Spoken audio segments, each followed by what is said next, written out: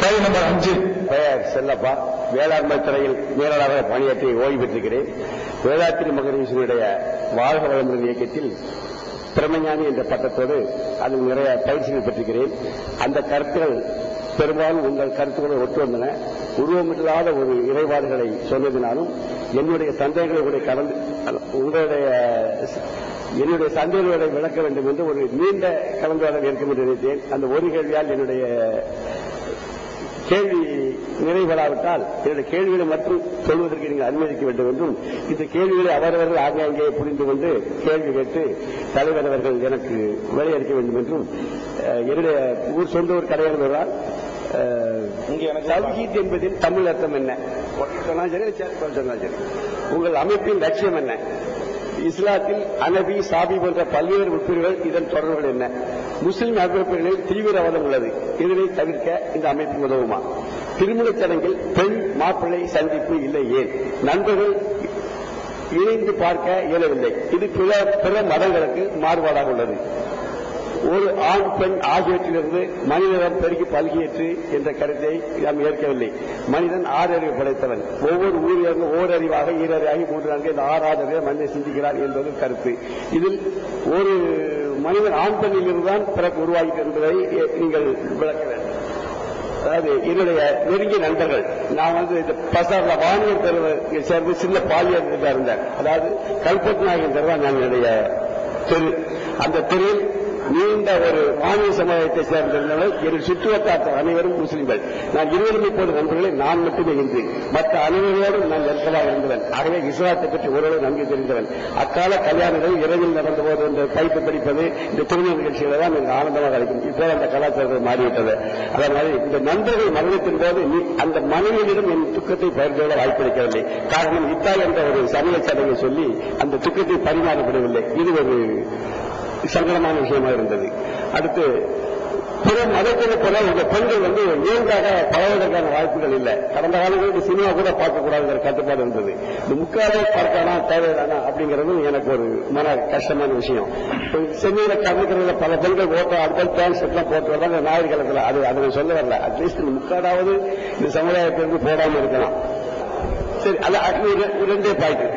இந்த வாக்கிங் பொதுவாக ஐஸ்கூல் நிறைய பெண்கள் முஸ்லீம் பெண்கள் போறாங்க. அவங்க இந்த முக்காடுங்கிற கலாச்சாரத்தில் ஒரு கையால பிடிச்சிட்டு ஒரு கையை பிடிச்சிட்டே போறாங்க. ஆனா வாக்கிங் பண்ணும்போது இரு கையை வீசி நடத்தா தான் நூறு பலன் கிடைக்கும். அதனால பெரும்பாலும் முக்காடு இல்லாத இந்த பெண்களுக்கு இந்த சமுதாயமோ இந்த அமைப்போ உதவுமாங்கிறத பரிசீலிக்கணும்னு கேட்டுக்கிறேன். அப்புறம் சரி, அப்புறம் பார்த்துக்கலாம். அதாவது அதனால அதை மட்டுமே பிரதிபலிச்சு மார்க்கம் தடுக்கிறவர்கிட்ட போட்டு ஒரு இயல்பான ஒரு நிலைக்கு இந்த சமுதாயம் வரலாம் அப்படின்னு என்னுடைய கருத்து. நிகழ்ச்சியில நான் டிவியில பார்க்கும்போது பார்க்கும்போது நிகழ்ச்சி அப்படியே விட்டாப்பு இல்லை. ஏன்னா அந்த கருத்து விருப்பப்பட்டதுனாலையும் அவர் நேருக்கு ஒரு பார்க்க வாய்ப்பு கிடைச்ச பெரும்பாக்கம் நகர்கிறேன். உங்க இயக்கத்தோடு உறவோடு நான் ரொம்ப இறந்திருக்கிறேன். என் சந்தேகத்திற்கு பிறகு அமைப்பின் கடமை என்று கருதுகிறேன். ஆனால் ஒரு கேள்வி கேட்டதுனால இந்த கேள்வியில் ஏறு ஒரு பகுதி சொல்லி நான் குறித்த கேள்விக்கு யாராவது மற்ற கேள்வி வச்சு எனக்கு விளக்கு தர வேண்டும் என்று கேட்கிறேன். வாய்ப்புக்கு நன்றி. வாழ்கிறவுடன். அவர் நிறைய கேள்விகளை படிச்சாரு. முதல்ல சொல்லிட்டே படிச்சுட்டாரு. ஒரு கேள்விதான் கேட்கணும்னு சொல்லியிருக்கிறீங்க அப்படின்னு வரிசையா நிறைய படிச்சுட்டாரு. அந்த கேள்விகளை ரிசீவ் பண்ணிட்டு மற்றவங்க கேளுங்க. அவர் கேட்கிற முதல் கேள்விக்கு தான் பதில் சொல்லுவான்னு சொன்னோம் இல்லையா? தமிழ்நாடு தௌஹீத் ஜமாத்து நாங்க போட்டிருக்கிறோம். தௌஹீத்னா என்ன? ஜமாத்துனா உங்களுக்கு வழங்க. ஜமாத்துனா சங்கம், அமைப்பு, இயக்கம், கூட்டமைப்புன்னு பொருள். தௌஹீத்னு போட்டிருக்கீங்க, அப்படி என்ன அப்படின்னு சொல்லி கேட்கிறாங்க. அது தௌஹீத்னு சொன்னா கடவுள் ஒரே ஒருத்தன் தான் என்பதை வளையாம நெளியாம மழுப்பாம தெல்ல தெளிவாக சொல்லுதல் அப்படின்னு ஒரு கடவுள்னா ஒரு கடவுள் தான். மனுஷனை கடவுளாக மாட்டோம், சூரிய சந்திரனை கடவுளாக மாட்டோம், இயற்கை பொருள்களை கடவுளாக மாட்டோம், தாய் தந்தையரை கடவுள்னு சொல்ல மாட்டோம், கற்றுத்தந்த ஆசிரியரை கடவுள் என்று சொல்ல மாட்டோம், அரசியல் தலைவர்களை கடவுளாக மாட்டோம், ஆன்மீக குருமார்களை கடவுளாக மாட்டோம், இறைவனுடைய தூதர்கள் என்று யாரை நாங்கள் நம்புகிறோமோ அவங்களையும் கடவுள்னு சொல்ல மாட்டோம். ஒரே ஒரு அகில உலகத்தையும் படைத்திருக்கிற சூப்பர் பவர் அவர்தான் கடவுள் என்ற கொள்கைக்கு பேர் தௌஹீத். தௌஹீத் என்ன சொன்னா அகில உலகத்துக்கு ஒருத்தர் தான் கடவுள் இருக்கிறாரு, அதுக்கு மேல கிடையாது. இந்த கொள்கைக்கு பேர் தான் தௌஹீத். அதனால இஸ்லாமிய புத்தகங்கள்ல நோட்டீஸ்கள்ல தௌஹீத் அடிக்கடி பயன்படுத்தப்படும். அந்த கொள்கையை நாங்கள் ஏற்றிருக்கிற காரணத்தினால்தான் சண்முகம் ஊர் வராங்க.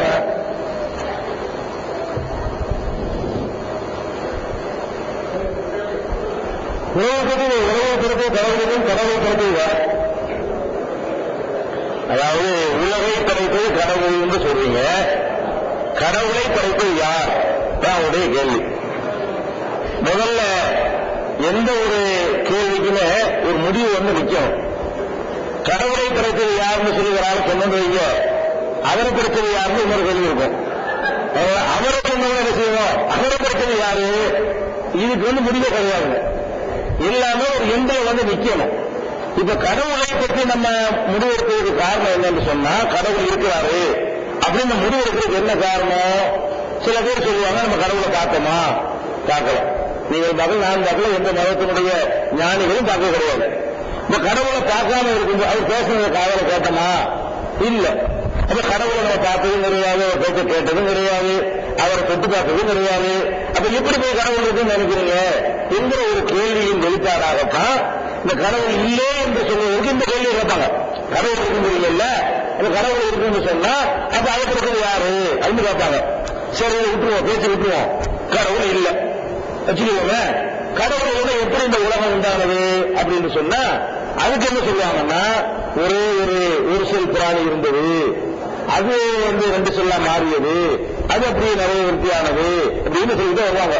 அப்ப கடவுள் இல்லை என்ற கருத்து பிரகாரமும் அந்த ஒரு செல் பிராணி உணவு இருந்துச்சு, அது எப்படி இருந்துச்சு?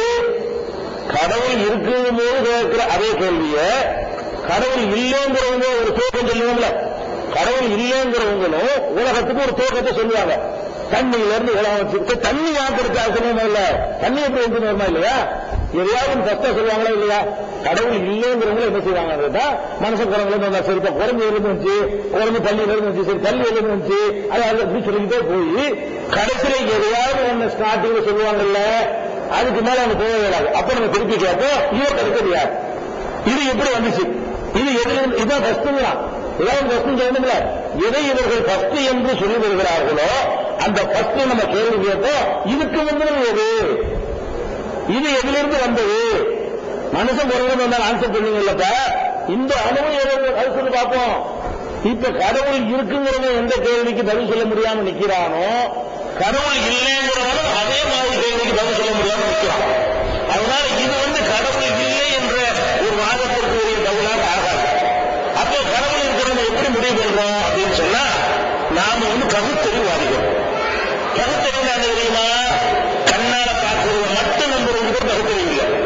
கண்ணால நாய் பண்ணிலாம் தான் பார்க்குது, பார்த்து கண்டுபிடிக்குது, இதுதான் நம்முடைய எஜமான், கண்டுபிடிக்கிறது இல்லையா? இதான் நம்முடைய வீடு, கரெக்டா நாய் வந்துருதா இல்லையா? இதுதான் நம்ம சாப்பிடக்கூடிய பொருள், இது நம்ம சாப்பிடுற பொருள் இல்லைன்னு சொல்லி ஆடு மாடு கழுதைகள் கண்டுபிடிக்கிறதா இல்லையா? அதை பார்த்து நம்புதல் என்பது எல்லா ஜீவனுக்கும் இருக்கிறது. பார்த்ததான் நம்பினா அதுக்கு ஒரு மனுஷனா இருக்கு தேவை, மிருகமா இருந்துட்டு போயிடலாம். பார்த்ததுக்கு மேல நம்புறமே, மூளை இருக்கிற சிந்திக்கிறமே, அந்த சிந்தித்து நம்புற ஒரு தன்மையினாலதான் நம்ம வந்து மிருகங்களை விட சிறந்து விளங்குகிறோம். அப்ப நம்ம என்ன முடிவுக்கு வரக்கூடாது, நான் பார்த்தா தான் நம்புவேன். இந்த மைக் இருக்குது, மைக்க பாக்குறீங்க, மைக்க படைச்சவனை பாத்தீங்களா? இல்ல. ஆனா இது கண்டிப்பா ஒருத்தன் செஞ்சிருப்பான்னு நம்புறீங்க. ஆனா நம்ம எதை பார்க்கல, இந்த மைக்க ஒருத்தன் செஞ்சுதானே இருப்பான், இந்த போடியத்தை எவனா செஞ்சுதானே இருப்பான், போடியம் இருக்கு நம்புறோம். இந்த போடியம் எப்படி வந்தது, ஒருத்தன் செஞ்சான், அவனை பாத்தியா, ஆனா செஞ்சதை யாரு பாத்தியா கேட்போமா? இது நம்ம என்ன முடிவு சொல்றோம், இது ஒரு பொருள் உண்டாகிறதா இருந்தால் எவனாச்சும் செய்யணும் அப்படின்னு ஒரு நிலையை வந்து நம்பி ஏற்றிக்கிட்டு இருக்கோம். இந்த இதை பார்த்துவிட்டு செஞ்சா இருக்கிறான் நம்புறீங்களா, அதுக்கு பேர் பகுத்தறிவு. இந்த பில்டிங்கை பார்த்து நாய் பார்த்தா பில்டிங்கை மட்டும்தான் பார்த்தோம். நம்ம என்ன பார்த்தோம், இதுக்கு பின்னாடி உள்ள தொழில்நுட்பத்தையும் அந்த தொழில்நுட்பத்துக்கு சொந்தக்காரப்பான அவங்களுடைய அறிவையும் திறமையும் சேர்த்து பார்ப்பா இல்லையா? அதுதான் பகுத்தறிவு. ஒரு புகை வருது என்று சொன்னால் அந்த புகைக்கு கீழே ஒரு பெரிய நெருப்பு பற்றி எரியுதுன்னு சொல்ல முடியும். அந்த நெருப்பை பார்க்க மாட்டோம். நம்ம பார்ப்பது புகையத்தான் பார்ப்போம். தூரத்தில் பயங்கரமான புகை வந்தா நம்ம என்ன செய்வோம், புகைன்னு கத்த மாட்டோம், நெருப்புன்னு கத்துவோம். எங்க நெருப்பு பாத்தியா, ஆனா புகை இருந்தா கீழே நெருப்பு தானப்பா இருக்கு, நெருப்பு இல்லாமையா புகைன்னு கேட்பமா இல்லையா? அந்த அடிப்படையில தான் நம்ம என்ன நினைக்கிறோம், இந்த அந்த சராசரங்களை பார்க்கிறோம், அதுல உள்ள ஒவ்வொரு திட்டங்களையும் பார்க்கிறோம், அதுல உள்ள ஒவ்வொரு நுணுக்கத்தையும் பார்க்கிறோம், இதுல உள்ள ஒவ்வொரு திறமையையும் ஒவ்வொரு சீரான அமைப்புகளையும் பார்க்கிறோம். பார்த்தா இது பயங்கரமான ஒரு நாலேஜ் உள்ள ஒருத்தன் தான் இதை செஞ்சிருக்க முடியுமே தவிர இது தன்னிச்சையா உண்டாயிருக்க முடியாது. இப்ப ஒரு உருண்டை எடுத்துக்கிறேன், ஒரு உருண்டை களிமண் உருண்டை எடுத்துக்கிட்டு தூக்கி வேகமா எரிகிறேன். எரிஞ்சால் எப்படி என்ன மாதிரி உடைந்தா இருக்கா சொல்ல முடியுமா? ஒரு துண்டு இப்படி இருக்கும், ஒரு துண்டு இப்படி இருக்கும், ஒரு துண்டு இப்படி இருக்கும், இவ்வளவு இருக்கும். இப்படித்தான் அது துண்டுகளா உடையும். எந்த ஒரு ஒழுங்கையும் இருக்காது. உருட்டி வச்ச உருண்டை மாதிரி உடையுமா? ஒரு களிமண் உருண்டையை காஞ்சி போன உருண்டை எடுத்து வேகமான எரிந்தால் அது உருண்டையாக உடையுமானா உடையாது. அதுக்கு எந்த ஒரு குறிப்பிட்ட வடிவம் இருக்காது, குறிப்பிட்ட ஒரு சீர் இருக்காது. அந்த மாதிரி தான் உடையும். இது கண்ணா பின்னாண்டு உருவாகணும் இப்படி இருக்கும். இந்த உலகத்தை நீங்க எடுத்து பார்த்தீங்கன்னு சொன்னா கண்ணா பின்னாண்டு சௌரி போன மாதிரி அதுவா உண்டாக்கிட்ட மாதிரி இருக்குதா? ஒரு பயங்கரமான ஒரு அறிவாளி இருந்து உருவாக்கினால் எப்படி இருக்குமோ அந்த நுணுக்கங்கள் அது வெளிப்படுகிறதா? வெளிப்படுகிறது. எப்படி வெளிப்படுகிறது? இப்ப நம்ம இன்னைக்கு எத்தனை மணிக்கு சூரியன் கடையநல்லூர்ல மறையும்? இன்றைய தேதியில கடையநல்லூர்ல சூரியன் மறைவு எத்தனைக்கு சொல்ல முடியும்? இன்றைக்கு மட்டும் உங்களுக்கு சொல்ல முடியாது. இப்ப நம்ம இருக்கிற 2009 3009 இதே தேதியில சூரியன் எத்தனை மணிக்கு கடையநல்லூர்ல மறையும் இன்னைக்கு எனக்கு சொல்ல முடியும். 2009 இருக்கிற நம்ம இன்னொரு 1000 வருஷம் கழிச்சு இதே நாளில் சூரியன் எத்தனை மணிக்கு மறையும், இந்த ஊரில் எத்தனை மணிக்கு மறையும், மதுரையில் எத்தனை மணிக்கு மறையும், சென்னையில் எத்தனை மணிக்கு மறையும் சொல்ல முடியுமா? முடியாதா? இன்றைக்கு சொல்ல முடியும். ஏன் சொல்ல முடியுது? ஒழுங்கா இருந்தா சொல்ல முடியும். கண்ணா பின்னாண்டு இயங்கிக் கொண்டிருந்தால் உங்களுக்கு கணித்து சொல்ல முடியாது. ஏன் நமக்கு சொல்ல முடியும் என்று சொன்னால் சூரியனுடைய சுழற்சிக்கு ஒரு அளவு இருக்கிறது, அதை சுற்றி வரக்கூடிய பூமியுடைய சுழற்சிக்கு ஒரு அளவு இருக்கிறது, பூமி தன்னைத்தானே சுற்றிக் கொள்கிறது அதுக்கு ஒரு அளவு இருக்கிறது, பூமியை சுற்றிக் கொண்டு வரக்கூடிய சந்திரன் இருக்கிறது அதுக்கு ஒரு அளவு இருக்கிறது, சூரியன் வேகமாக இந்த பூமியையும் சந்திரனையும் கோள்களையும் இழுத்துக் கொண்டு ஓடுகிறது அந்த ஓட்டத்திற்கு ஒரு அளவு இருக்கிறது. அதனால என்ன பண்றான்? இன்னைக்கு சூரிய கிரகணம் ஏற்படுதுங்கிறான், இன்னைக்கு சந்திர கிரகணம் ஏற்படுதுங்கிறான், இத்தனை மணிக்கு ஏற்படுதுன்னு சொல்றான். அப்ப எத்தனை மணிக்கு எந்த ஊர்ல சூரிய கிரகணம் ஏற்படுதுன்னு சொல்றானோ அத்தனை மணிக்கு அது நடக்குது. எதை காட்டுகிறது? இந்த சூரியனுடைய ஓட்டம் ஒரு லிமிட்ல ஒரு அளவிடப்பட்டிருக்கிறது, திட்டமிடப்பட்டிருக்கிறது. திட்டமிடப்படாமல் உருவானதா என்ன செய்யணும்? ஒரு நாளைக்கு 6 மணிக்கு மறையணும், ஒரு நாளைக்கு 9 மணிக்கு மறையணும், ஒரு நாளைக்கு என்ன செய்யணும்? ஒரு திட்டமிட்ட மனுஷனை வாழ்க்கை நிற்கிறான்னு அவன் என்ன செய்வான்? சொல்லி வச்ச மாதிரி 6 மணிக்கு எந்திரிப்பான், 7 மணிக்கு குளிப்பான், 8 மணிக்கு வண்டி எடுப்பான், 9 மணிக்கு ஆபீஸ் இருப்பான், மத்தியானம் 2 மணிக்கு சாப்பிடுவான், 3 மணிக்கு மணி தேட்டத்தில் உட்காருவான், 6 மணிக்கு வர வீட்டுக்கு வந்து இது யாரு? திட்டமிட்டபடி வாழ்வான். திட்டமிடாத என்ன செய்வான்? காலை 10 ஒரு நாளைக்கு இருப்பான், ஒரு நாளைக்கு 11 இருப்பான், ஒரு நாளைக்கு யாத்திரை முடிச்சுட்டு இருப்பான். இவனுக்கு எந்த ஒரு ஒழுங்கும் இருக்காது. அப்ப உலகம் இந்த திட்டமிடாத ஒருத்தன் வாழ்வான அந்த மாதிரி இருக்கிறதா? திட்டமிட்டு வாழ்ற மாதிரி இருக்குதா? அதுக்கு உதாரணமா நான் பல முறை அடிக்கடி காந்தியுடைய நினைவு மண்டபம் கன்னியாகுமரியில் இருக்கிறது. அந்த நினைவு மண்டபத்தில் என்ன நடக்கும்னு கேட்டா அக்டோபர் அங்க ஒரு சாம்பல் வச்சிருக்கிறாங்க, காந்தியுடைய சாம்பல் அஸ்திய அங்க நினைவு சின்னமா வைத்திருக்கிறார்கள், பானையில வைத்திருக்கிறார்கள். அந்த பானையில அக்டோபர் 2ஆம் தேதி மட்டும் சூரியனுடைய வெளிச்சமல்ல வெயில் நேரடியாக வரும்.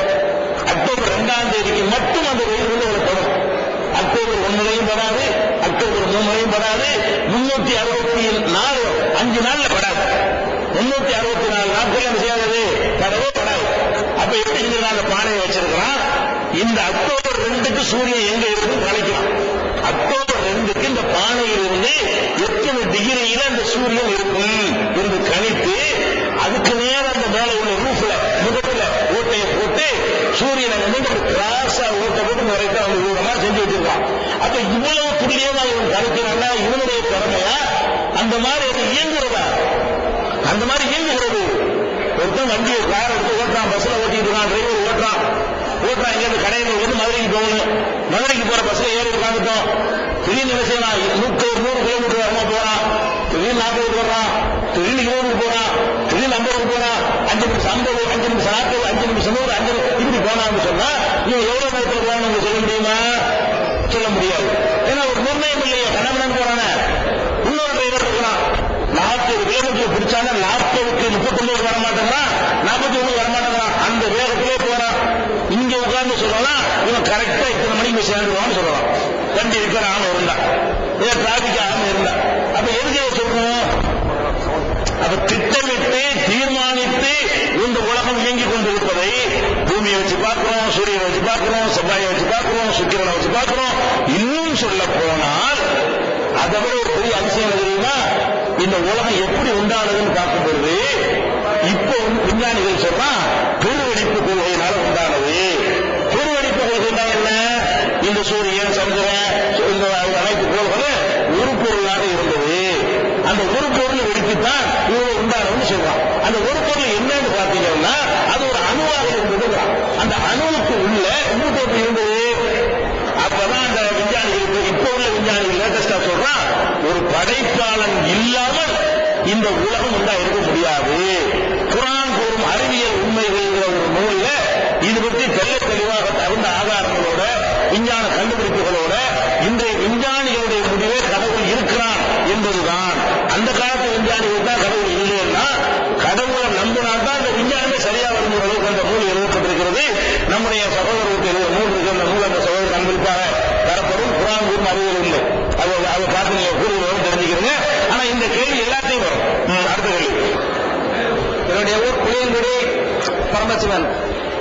ஒன்றே குலம் ஒருவனே தேவன் ஓரிரு கொள்கை. கிட்டத்தட்ட இரண்டு ஒரே மாதிரி கொள்கை உடையவை.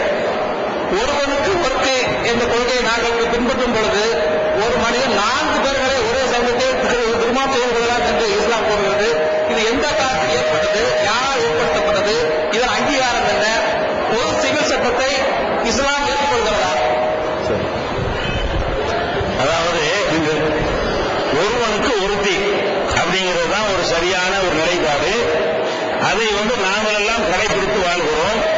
ஆனா முஸ்லீம்கள் என்ன செய்றீங்க என்று கேட்டா, ஒருவர் 4 மனைவி வரைக்கும் திருமணம் செஞ்சுக்கலாம் என்று சொல்றீங்களே, இது எப்படி, எந்த வகையில் இது சரியாகும், இது எப்படி உண்டானது, எந்த காலகட்டத்தில் எதற்காக உருவாக்கப்பட்டது, இன்னைக்கு அது உயிர் இருக்குதா அப்படிங்கிறது அவங்க பொது சிவில் சட்டம் கொண்டு வந்து இதெல்லாம் மாற்றணுங்கிறாங்கல்ல, அதை நீங்க ஏற்றுக்கொள்றீங்களா என்று பல கருத்துக்களை உள்ளடக்கி ஒரு கேள்வி அவர் கேட்டிருக்கிறார்.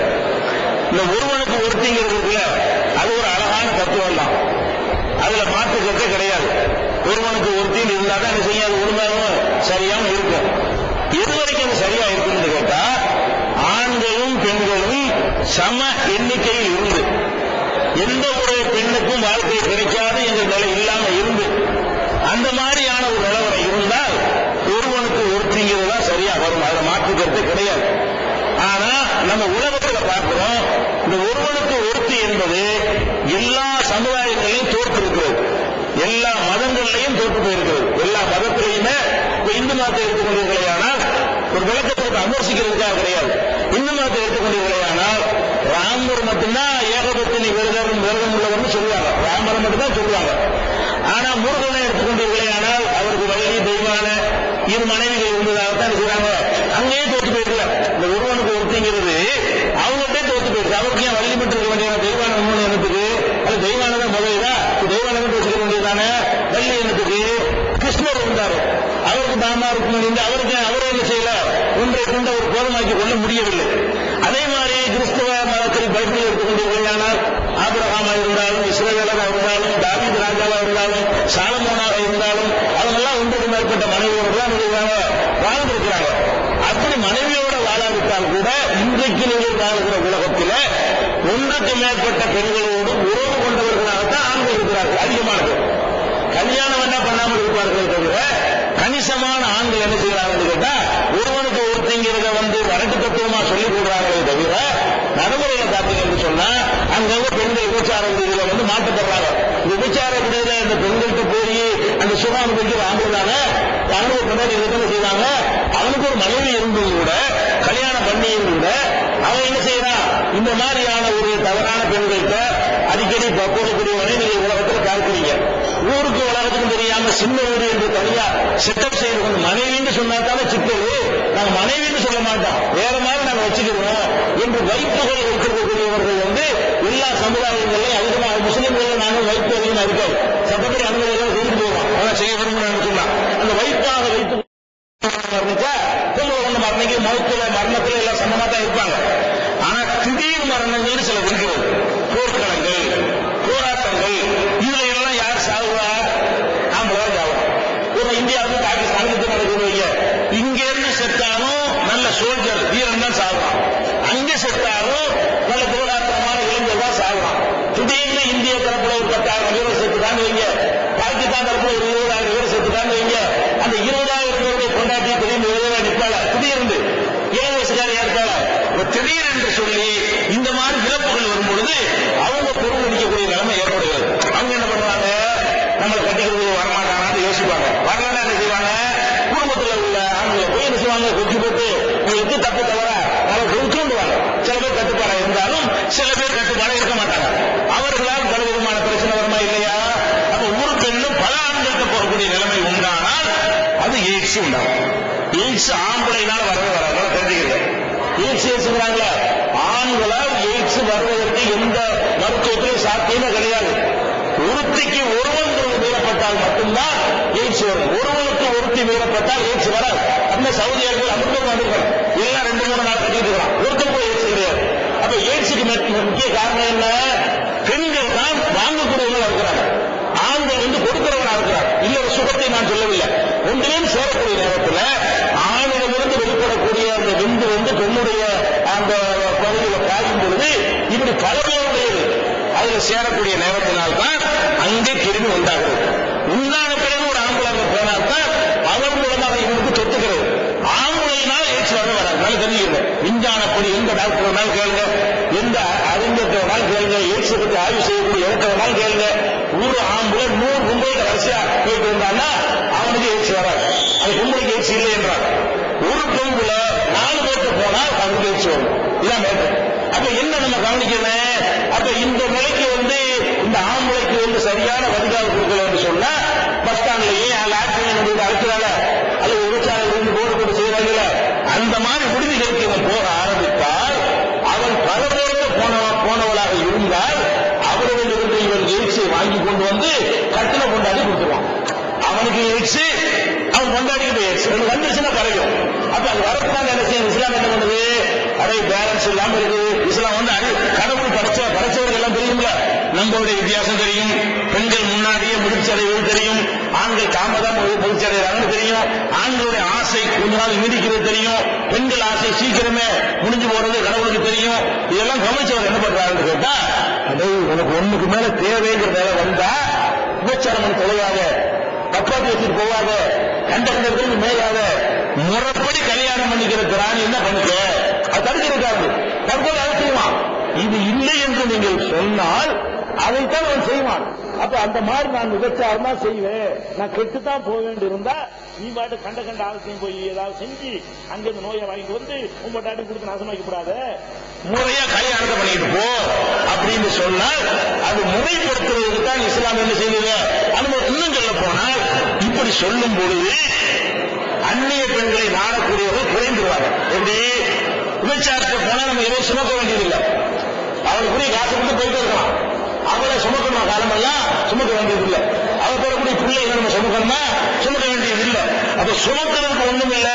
அவ என்ன கேட்கிறாலும் அதை கொடுத்துட்டு ஒரு நாளைக்கு முடிச்சுட்டு வந்துடலாம் நினைச்சான்னு சொன்னா அதிகமா பெண்களை மாற்றி மாற்றி நாடிக்கிட்டு இருப்பான். இதே ஒரு பொம்பளைய கையை வைக்கிறதா இருந்தா காலமெல்லாம் சுமப்பியா, கொண்டாட்டின்னு சொல்லுவியா, அவ பெற்ற பிள்ளைய வாரிசு ஒத்துக்குவியா, உன் சொத்துல பங்கு கொடுப்பியான்னு ஆஹா பயந்து குறைஞ்சு போயிடுது. இப்ப ரெண்டு கொண்டாட்டி வச்சுக்கிற ஆம்பளை கைத்துங்க முஸ்லிம்கள் தெரிஞ்சு பாருங்க. நான் சத்தியம் பண்ணி கேட்கல, நீங்க நினைக்கிறீங்க எப்படி சப்பட்டை வச்சு நினைக்கிறீங்க, நாங்க யாரும் பண்ண மாட்டோம்.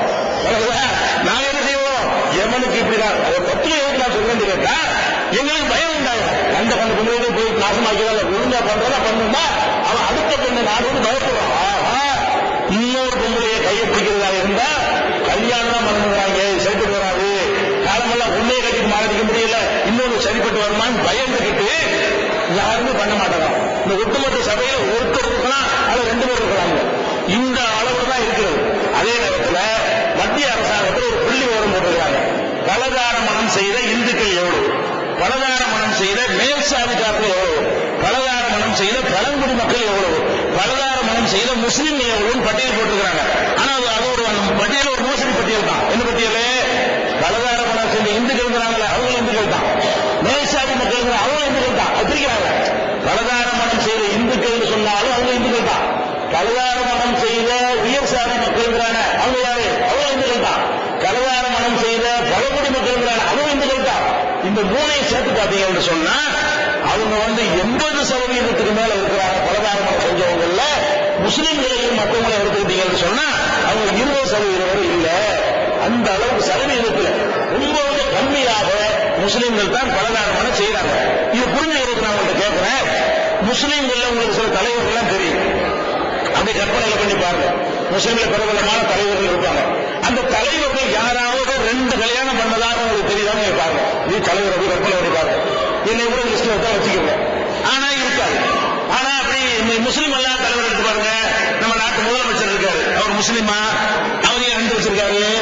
முஸ்லீம் தான் 2 கல்யாணம் பண்றான், மத்தவங்க பண்ண மாட்டாங்கன்னு சொன்னா 2 கல்யாணத்தையும் பண்ணிக்கிட்டு ஒரு தடவை தயாளமலை கூட்டிட்டு போறாரு, ஒரு தடவை ராஜாக்கமலை கூட்டிட்டு போறாரு. இப்ப கனிமொழிங்கிறது ஒரு பொண்டாட்டி வாரிசு, ஸ்டாலின் அழகிரி அவங்க எல்லாம் இன்னொரு பொண்டாட்டி வாரிசா இருக்கிறாங்க. அது எப்படி அவங்க முஸ்லீமா? திருநாவுக்கரசு 2 மனைவியோட இருந்தவர் முஸ்லீமா? காளிமுத்து சபாநாயகர் 2 மனைவியோட அவர் முஸ்லீமா?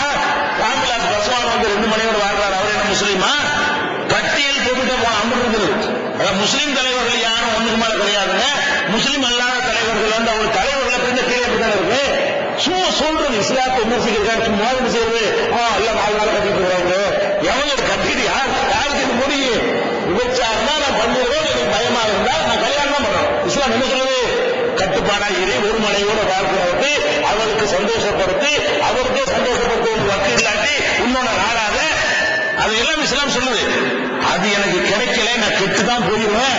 கெட்டு போயிடாத, சட்டப்படி கல்யாணம் பண்ணிக்க, உளிச்சு மாதிரி செய்யாத, வெளிப்படை அறிவிச்சு இவன் கொண்டாடு சொல்லி அதை குடும்பம் சொன்னால் இது நெறிப்படுத்துறது. ஏன்னா இருக்கிறத கொண்டு இப்பதான் செய்ய ஏறு.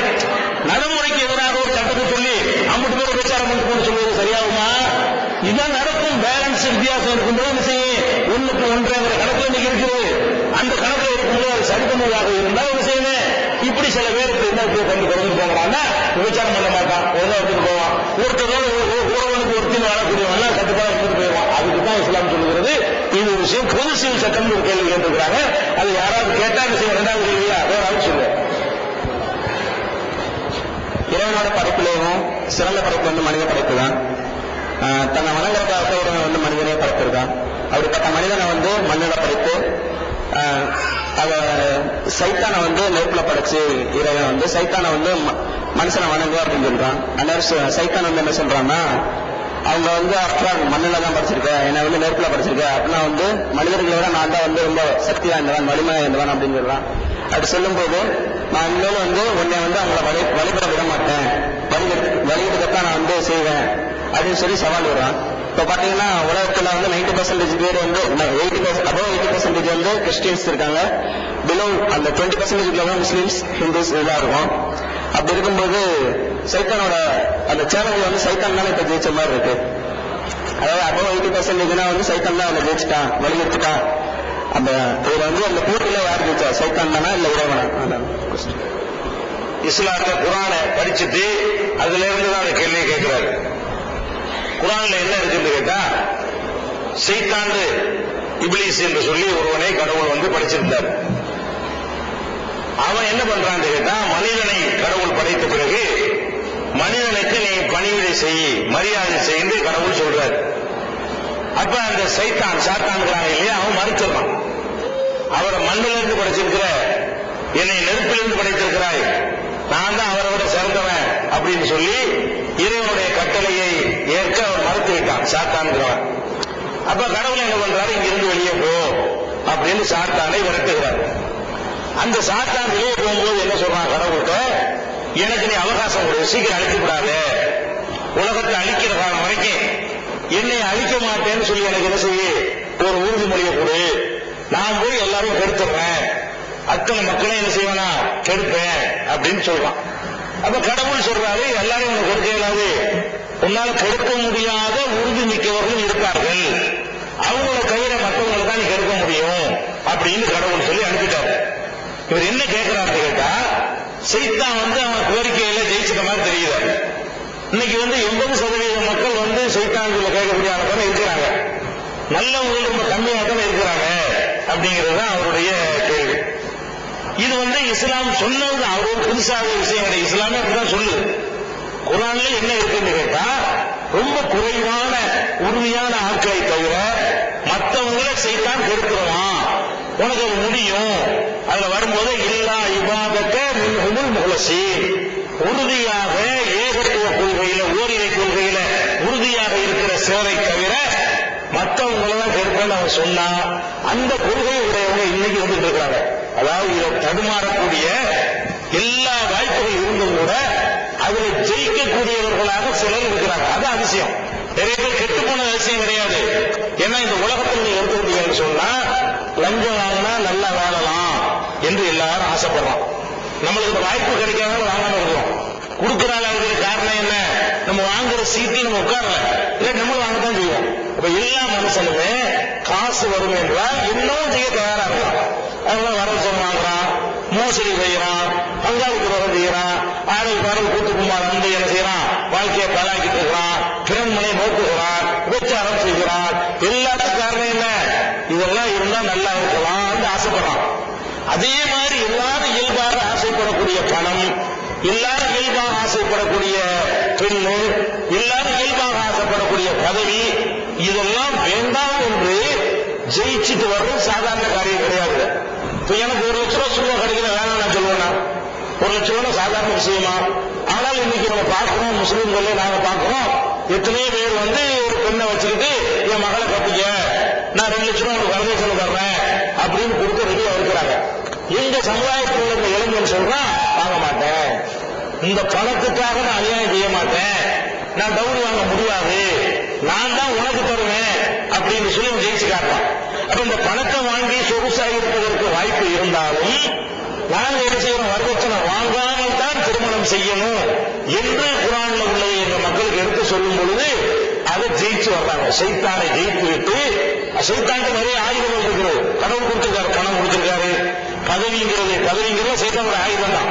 பெண்களை ஒரு பொருள் நடமாட விடுறது, அது மாதிரி ஆபாசமா ட்ரெஸ் அணிய விடுறது, அது மாதிரி பல விஷயங்கள் சைத்தானுக்கு கொடுப்பதற்கு.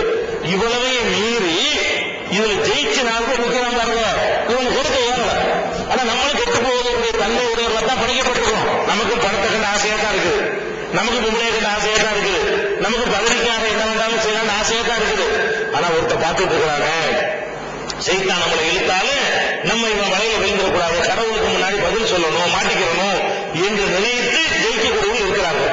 அதனால குர்ஆன் சொல்ற பிரகாரமே அதிகமான மக்கள் வந்து நேர் வழியில் இருக்க மாட்டார்கள், அதிகமான மக்கள் வந்து தப்பு செய்கிறவர்களாகத்தான் இருப்பார்கள், குறைந்த அளவில் உள்ள மக்கள் தான் நேர் வழியில் இருப்பார்கள் என்றுதான் எங்களுக்கு இஸ்லாம் சொல்லுகிறது. சைத்தானுடைய சாதனங்கள் தான் உலகத்தில் அதிகமா இருக்கிறது. அதுல ஜெயிச்சு வர்றதுனாலதான் அவ்வளவு பெரிய பரிசு கடவுள் தர்றார். சொர்க்கமோட பரிசு தர்றது காரணம் என்ன? கெட்டு போகக்கூடிய எல்லா வாசலும் திறந்து இருந்தும் கூட நீ கெட்டு போகாம, பெண்கள் உன்னை கெடுக்க முடியல, பணம் உன்னை கெடுக்க முடியல, பதவி உன்னை கெடுக்க முடியல, எந்த ஆசைக்கு நீ என்ன செய்ய மாட்டேங்கிற, அடிபடைய மாட்டேங்கிறேன்னு சொல்லும் பொழுது அவனுக்கு உயர்ந்த பதவியை கொடுக்கிறாரு. அதனால இது சைத்தானுக்கு வந்து கடவுள் அந்த வாய்ப்பை கொடுத்தார் என்று குர்ஆனே சொல்லிடுச்சு. குர்ஆன் சொல்லாத ஒரு விஷயம் இல்ல, கொஞ்சம் பேர் தான் ஜெயிக்க முடியுது குர்ஆன் சொல்லுகிறது, அது நிறைவேறியது. குர்ஆன் சொல்லுது உண்மையா தான் இருக்கிறது. அடுத்து கேள்வி நம்பர் 10.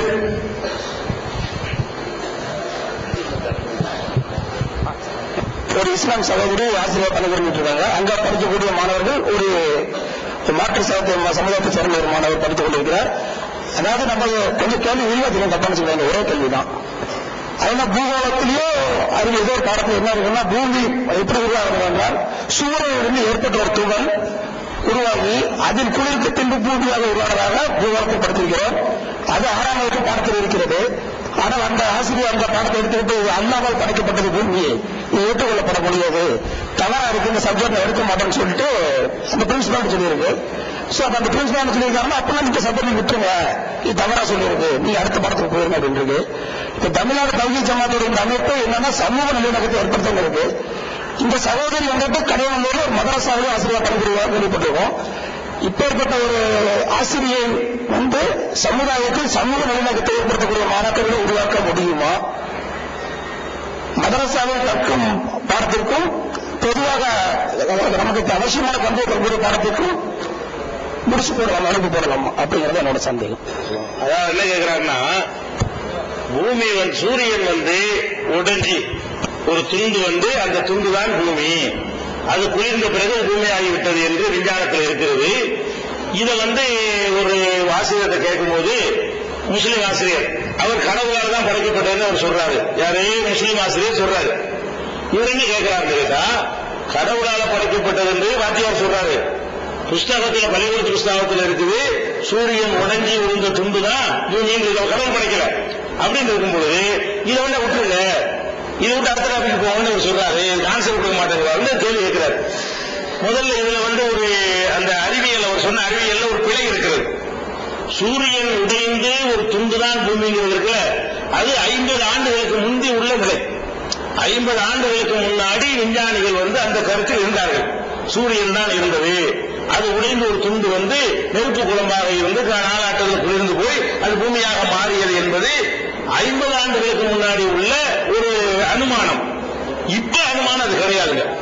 சூரியன், பூமி, சுக்கிரன், செவ்வாய், வியாழன், இன்னும் இந்த அண்ட சராசரியில் இந்த கேலக்சியில் உள்ள அனைத்து பொருள்களும் இந்த கேலக்சி இல்லாம இன்னும் நிறைய சூரியன்கள், நிறைய கோள்கள் இருக்கிறது. இது மட்டும் இல்ல, நம்ம இருக்கிற ஒரு கேலக்சியில் இருக்கிறோம். சூரியன் குடும்பத்தில் உள்ள ஒரு கேலக்சி, இந்த மாதிரி இன்னும் நிறைய கேலக்சி தான் இருக்கிறது. இந்த அனைத்து கேலக்சிகளுமே ஒரு பொருளில் அடைக்கப்பட்டு இருந்தது. இப்ப உள்ள விஞ்ஞானம் அந்த ஒரு பொருள் அடைக்கப்பட்டு இருந்தவன் என்ன ஆகுதுன்னு கேட்டா, அந்த பொருள் எவ்வளவு ஆயிடுச்சுன்னா ஒரு அணுவாக இருந்தது. அந்த பொருள் வெடிச்ச உடனே அதிலிருந்து சக்திகள் வீரியமாக புறப்பட்டு பல பொருள் பல்கி பெருகலாம். அந்த சின்ன பொருள் தான் வெடிச்சு பல புகழ்களாக பொருள்களாக உண்டாகி தூசு மண்டலம் ஆகி அந்த தூசுகள் எல்லாம் கொஞ்சம் கொஞ்சமா ஒன்று சேர்ந்து ஒரு பக்கம் சேர்ந்து சூரியனாகி விட்டது, இன்னொரு பக்கம் திரண்டு சந்திரனாகி விட்டது, இன்னொரு பக்கம் திரண்டு செவ்வாயாக, புதனாக, வியாழனாக, இன்னும் பிற நெப்டியூனாக, ஜூபிட்டராக, ஜூபிட்டர் வியாழனா, இது மாதிரியான கோள்களாக வந்துவிட்டது என்று சொல்லி விஞ்ஞானிகள் இப்ப சொல்றாங்க. அப்ப என்ன சொல்றான்னு கேட்டா, இந்த ஒரு சின்ன ஒரு அணு வெடிச்சிச்ச, அது உள்ள இந்த சூரியனே இருக்க முடியாது, இந்த பூமியே இருக்க முடியாது, நம்ம வேற கூட உள்ள இருக்க முடியாது. அவ்வளவு சின்ன பொருளுக்குள்ள இம்பூட்டை எப்படி அரைச்சிருக்க முடியும், அது வெடிச்சவனை எப்படி இவ்வளவு உண்டாகி இருக்க முடியும் அப்படின்னு சொல்லி ஆராய்ச்சி பண்ணி இப்ப என்ன சொல்றாங்க, இது உள்ள என்ன இருக்கும் அதுதான் இருக்கணும், அதுல என்ன இருக்கணும் அதோட கூட இருந்தா அது வந்து இறைவன் தான் செய்யணும்னு அர்த்தம். என் கையில எவ்வளவு 100 கிராம் உள்ள கொத்த முடியுங்க, 100 கிராம் பொருளை என்னால மறைக்க முடியும். நான் கையில கொத்தி வச்சிருக்கேன், தூக்கி போடுறேன், அது 12 கிலோ வந்து போகுது. இப்ப என்ன நினைப்பீங்க, இந்த கையுக்குள்ள இருந்து இந்த கையுடைய சக்தியை கொண்டு இருக்கல, இதுக்கு மேம்பட்ட ஒரு சக்தியா இருந்ததுன்னா விளங்குவீங்க. என்னுடைய பாக்கெட்ல எவ்வளவு வைக்க முடியும், ஒரு 6 லிட்டர் வைக்க முடியும், மண்ணெண்ணி போட்டு 6 லிட்டர் மண்ணை போட முடியும். நான் பாக்கெட் வந்து அள்ளி கொட்டுறேன், ஒரு 100 லிட்டர் கொட்டுறேன். இப்ப நீங்க என்ன நினைப்பீங்க, இது சாதாரண பாக்கெட் இல்ல, இதுக்கு மேல ஒரு செய்ய முடியாது மனுஷனுக்கு. அப்படி நடந்தா எப்படி முடிவு எடுப்பீங்க, இவன் சாதாரண ஆளு கிடையாது, இந்த பாக்கெட் சாதாரண பாக்கெட் கிடையாதுன்னு முடிவு எடுப்பீங்க. அப்ப என்ன விஞ்ஞானிகள் இப்ப சொல்றான்னு கேட்டா, ஒரு அணுத்துகள் வெடித்து அதிலிருந்து பயங்கரமான சக்தி வெளிப்படுகிறது. இதை வந்து அனுமானமா சொல்லிக்கிட்டு இருந்து இப்ப வந்து போன வருஷம் நினைச்சுட்டான், அதை சோதனை மூலமா நிரூபிக்கவும் செஞ்சுட்டான். உலகமெல்லாம் பரபரப்பா பேசுனதே இல்லையா, அடியில பூமிக்கு அடியில ஒரு அண்டர் கிரவுண்ட்ல இந்த அணுவை வெடிக்க செஞ்சு அதுக்கு சுற்றுவட்ட பாதையெல்லாம் போட்டு அது என்னென்ன அணு வெடிச்சால் என்னென்னவா ஏற்படும் அப்படின்னு பார்த்தா அந்த அணுவில் என்ன இருக்குது அதை விட பல மடங்கு அதிலிருந்து வெளிப்படுவதை பார்த்துவிட்டு இந்த பெருவெடிப்பு கொள்கை உண்மை என்று இப்ப நிரூபித்தான். இப்ப போன வருஷம் 100% வந்து நிரூபிக்கப்பட்ட ஒரு கொள்கையாகிவிட்டது. குர்ஆன்ல நிறைய வார்த்தையை கொண்டு குர்ஆன்ல சொல்லப்பட்டது. குர்ஆன்ல கடவுள் பூமியை படைச்சார்னு சொல்றது மட்டும் சொல்லப்படல, எப்படி படைச்சார்னு குர்ஆன்ல ஆன்சர் இருக்கு. இந்த வாத்தியாரும் தெரியல, உங்களுக்கு ஆன்சர் பண்ண அந்த முஸ்லீம் வாத்தியாருக்கு பூமியை கடவுள் படைத்தாருங்க, அது இப்படி உடஞ்சில வந்துட்டான் அப்படின்னு கேட்கும் பொழுது உங்களுக்கு ஆன்சர் பண்ண தெரியாத காரணம் என்னன்னு கேட்டா, அவர் குர்ஆனை படிக்கவில்லை. குர்ஆன் அழகாக சொல்கிறது, இன்ன சமாவாத்தி வல்லார்ல காணத்தா ரத்துக்கள் ஃபதக்னாகுமா, வானங்கள் பூமி எல்லாமே ஒரு பொருளில் அடைக்கப்பட்டு இடிக்கப்பட்டு நசுக்கப்பட்டு ஒரு பொருளாக இருந்தது, அதை வெடிக்க செய்தோம், நாம் வெடிக்க செய்தோம் குர்ஆன்ல இருக்குது. இந்த நூற்றாண்டுக்கு பிறகு எதை கண்டுபிடிச்சு இப்ப விஞ்ஞானம் சொல்றானோ, இந்த விஞ்ஞானத்தை எழுத படிக்க தெரியாத ஒரு முகமதுங்கிறவரு கடவுள் வார்த்தைன்னு சொன்னார, அந்த வார்த்தை சொல்கிறது வானங்கள் பூமி எல்லாம் ஒரே பொருளாக ஒரு சின்ன பொருளுக்குள்ள அடைக்கப்பட்டு இருந்தது, அதை பிளந்து நாம் எடுத்தோம் அப்படின்னு சொல்றோம். ஒரு இடத்துல குர்ஆன்ல இருக்கிறது. இன்னொரு இடத்துல என்ன இருக்குன்னு கேட்டா, அது வந்து புகை மூட்டமாக வெடித்த பிறகு நடந்துச்சு, துகானும் புகை மூட்டமாக அது மாறியது. இவன் அப்படித்தான் சொல்றான். தூசு படலமாக மாறியது. அந்த தூசு படலங்கள் எல்லாம் கொஞ்சம் கொஞ்சமாக இந்த பக்கம் உருண்டு பூமியாகிவிட்டது, அந்த பக்கம் உருண்டு வியாழனாகிவிட்டது, அந்த பக்கம் உருண்டு செவ்வாயாகிவிட்டது, இந்த பக்கம் உருண்டு சூரியனாகிவிட்டது என்று சொல்லி இன்றைக்கு விஞ்ஞானிகள் எதை சொல்கிறானோ இதே வார்த்தைகளை கொண்டு குர்ஆனில் இருக்கும் பொழுது இந்த வார்த்தையார் பதில் சொல்ல முடிச்சிருக்க தேவையில்லை. அதை பூமியை படைச்சாண்டு கடவுள் சொல்வது உண்மை. எப்படி படைத்தான் என்றால் இப்படித்தான் படைத்தான். எப்படி படைத்தான்? ஒரு அணுவுக்குள்ள அடைத்து வைத்திருந்தான், அதை வெடிக்க செய்தான், அதை சிதறச் செய்தான், அதை துகள்களாக பரவச் செய்தான், பிறகு ஒன்று தோட்டச் செய்தான், ஆங்காங்கே வடிவங்களை கொள்ள செய்தான், உருளச் செய்தான், சுழலச் செய்தான் என்று அவர் குர்ஆனிலிருந்து விளக்கம் சொல்றதுக்கு பதிலா அவர் என்ன பண்றாரு? இது வந்து விட்டுப்போ, அது கடவுள் படைச்சாண்டு குர்ஆனில் இருக்குது, அதான் உண்டாயிருச்சு விஞ்ஞானம் சொல்லுங்க, இந்த வசனத்தை விட்டுருக்கிறான் அவருக்குள்ளே நாளைக்கு அவ்வளவுதான். குர்ஆனை நீங்க எடுத்து பார்த்தீங்கன்னா அது கடவுள் வார்த்தை தான் என்று நிரூபிப்பதற்குரிய அவ்வளவு அறிவியல் சான்றுகள் வந்து அடுத்தடுத்தாக குர்ஆனை நீங்க பார்க்கலாம். 1400 வருஷத்துக்கு முந்தி எவனாலும் இதை சொல்ல முடியாது. எவனுடைய கற்பனையில இப்படி தோண்டி இருக்க முடியாது. எல்லாம் ஒன்னா இருந்துச்சு, பிடிச்சு எடுத்தோம், உடைச்சு எடுத்தோம் சொல்ல முடியாது. அதனால குர்ஆனை வந்து மாற்ற வேண்டிய அவசியம் கிடையாது. எந்த ஒண்ணு நீங்க எடுத்து பார்த்து சேலஞ்சா கூட நாங்கள் இதை உங்களுக்கு வைக்கலாம். குர்ஆன்ல உள்ள எடுத்துக்கொண்டு இது இன்றைய அறிவியலுக்கு மாற்றம் என்று ஒன்று சொல்ல இயலாது. ஆனால் உலகத்தில் எந்த மனுஷன் எழுதின புஸ்தகமா இருந்தாலும் 50 வருஷத்துக்கு மேல நிற்காது. அதுவும் 51வது வருஷத்துல வரணும் என்ன செய்வான்? அது கை ஈண்டுவான், அந்த கிறுக்கு பொருந்துமான்வான். வள்ளுவர் இருக்காரு, அது உலக பொறுமுறை எல்லாம் சொல்றீங்க, அவரையும் நீங்க பொருந்துதான். இன்னைக்கு வள்ளுவர்கள் கேள்வி கேட்ட ஆன்சர் வர மாட்டேங்குது. அவர் என்ன சொல்றாரு? கண்டது மண்ணும் ஒரு நாள் அலர் மண்ணும் திங்களை பாம்பு கொண்டு போகிறாரு. சந்திரனுக்கு கிரகணம் ஏற்படுத ஏன் ஏற்படுவது தெரியுமா? காம்பு வந்து சந்திரனை முழுங்குது, அதனால ஏற்படுகிறாரு. அந்த காலத்து கிராமத்து பாட்டிமார் நம்பிக்கை. பாட்டிமார் என்ன நினைப்பாங்க? சிவபெருமானுடைய தலையில சந்திரன் இருக்குது, அவருடைய கழுத்துல பாம்பு இருக்குது, இந்த பாம்புடைய சந்திரனை முழுங்கு, அதான் சந்திர கிரகணம் அந்த காலத்து பாட்டிமார்கள் சொன்னாங்க. அந்த பாட்டிமார் சொன்னதான் வள்ளுவர் இருக்கிறார். என்ன சொல்றாரு? திங்களை பாம்பு கொண்டுட்டு இருக்கிறாரு. அப்ப திங்களை பாம்பு கொண்டுட்டு வள்ளுவர் சொன்னார். அந்த மாதிரி குர்ஆன்ல ஏதாவது இருக்குதா? இது விஞ்ஞானத்துக்கு மாற்றம், இது அறிவியலுக்கு மாற்றம், 20 நாட்களுக்கு பொருந்தாது, அப்படி ஒண்ணுமே கிடையாது. அதனால குர்ஆன்ல சொல்லப்பட்ட எல்லா விஷயங்களுக்குமே அது கடவுள் வார்த்தை தான் என்பதற்கு அது தன்னைத்தானே நிரூபித்துக் கொண்டிருக்கிற காட்சியை என்ன செய்யலாம், பார்க்கலாம். எந்த மாற்றமும் தேவை கிடையாது. அடுத்து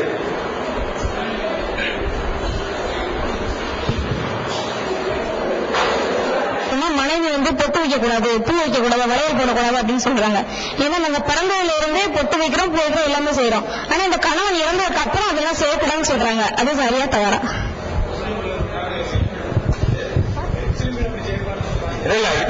அந்த முறை சரியா தவறான்னு என்ன கேட்கிறாங்கன்னா, கேட்டாங்க, அதனால சொல்லிடுவோம். இஸ்லாத்தை பத்தி அவங்க கேட்கல.